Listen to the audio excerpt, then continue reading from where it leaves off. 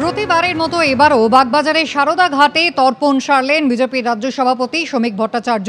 শুধু তার পরিবারের সদস্যরাই নন, যে সমস্ত বিজেপি কর্মী এতদিনে নিহত হয়েছেন তাদের সকলের উদ্দেশ্যে আজকে তর্পণ সারলেন বিজেপির রাজ্যসভার সাংসদ শ্রমিক ভট্টাচার্য।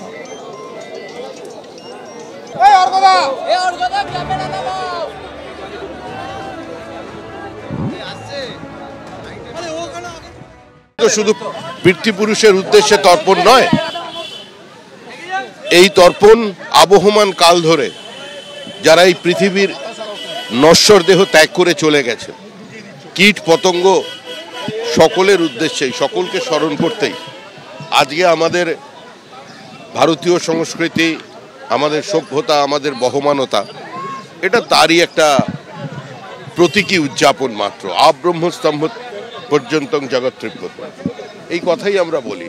তো আমার ব্যক্তিগতভাবে প্রতি বছরই তর্পণ করতে আসি, শুধুমাত্র আমাদের পিতৃপুরুষের উদ্দেশ্যে নয়। আমি যে পরিবারের সদস্য, আমার পরিবার মানে আমার পার্টি, আমাদের যত শহীদ হয়েছেন গত 10 বছরে, সেই সংখ্যাটা এখন পর্যন্ত 287। তাদের কথাও স্মরণ করলাম আজকে। 2021 সালের পর 27 দিনে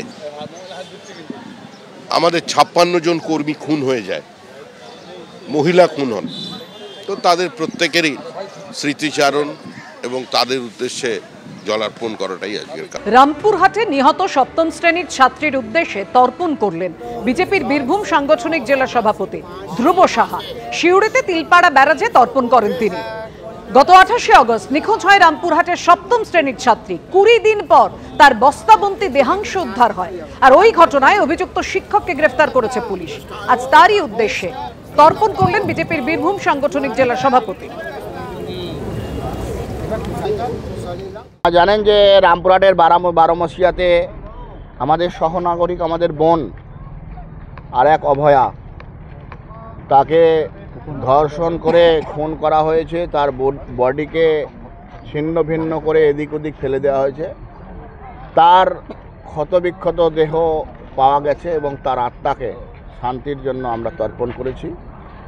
এবং এই যে সময়কালে পশ্চিমবাংলার বিরোধী রাজনীতি করার কারণে 256 জন আমাদের সহনাগরিক, আমাদের শুভচিন্তক, তারা মারা গেছেন। তাদের প্রত্যেকের আত্মার শান্তি আমরা কামনা করে আজকে তর্পণ করেছি।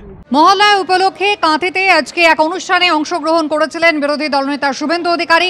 গতকালই মমতা বন্দ্যোপাধ্যায় একাধিক প্যান্ডেলের উদ্বোধন করেন, আর তাকেই আক্রমণ শানিয়েছেন বিরোধী দলনেতা। আমরা আমাদের ক্লাবের পক্ষ থেকে সাদর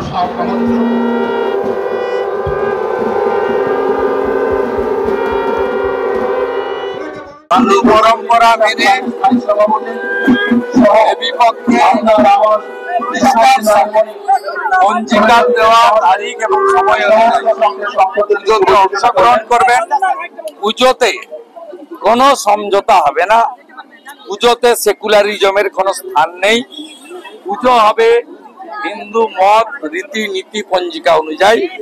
তার বাইরে উৎসবে সবাই সামিল হবেন এবং নিশ্চয়ই আনন্দ উৎসব, সাংস্কৃতিক অনুষ্ঠান এবং আমাদের হিন্দুদের, বিশেষ করে বাঙালি হিন্দুদের সবচেয়ে বড় পুজো দুর্গা পুজো সুখকর হবে, মধুময় হবে।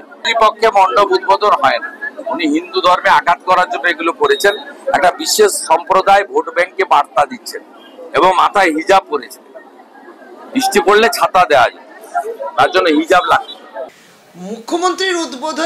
মুখ্যমন্ত্রী উদ্বোধন কি করেছেন? মুখ্যমন্ত্রী পরিষ্কার ওখানে ফিতে কেটেছেন, মণ্ডপ যে বাইরে এবং তার বাইরে মঞ্চে ছিলেন। জানেন না, মিথ্যে কথা বলছেন, উনি প্রবেশও করেননি। এইটা হচ্ছে আবার সেই কুৎসা বিভ্রান্তি তৈরি করা। মায়ের পুজো এনারা করবেন কি করে? এত কুৎসা, একটু ভুল কথা, অসত্য কথা বলে কোনো হিন্দুদের ঠেকা তিনি নেননি। এবং হিন্দু সমাজের এবং মায়ের পুজোতে যারা ব্রতী হয়েছেন তারা প্রত্যেকেই বুঝতে পাচ্ছেন যে কেন তারা এই অসত্য কথাটা বলছেন, তাই তার মধ্যে তারা ঢুকতেই চান না। পুজো হচ্ছে, যারা বলতেন পুজো হতো না, তাদের সেই বক্তব্যকে বদল করে তাদেরকে মানতে হচ্ছে যে হ্যাঁ এখানে তো দুর্গাপুজো হয়। ফলে তিনি হিন্দুত্ব আচার এই সমস্ত আমাদেরকে শেখাবেন না। এইটা হচ্ছে আবার বলি বিভ্রান্তি তৈরি।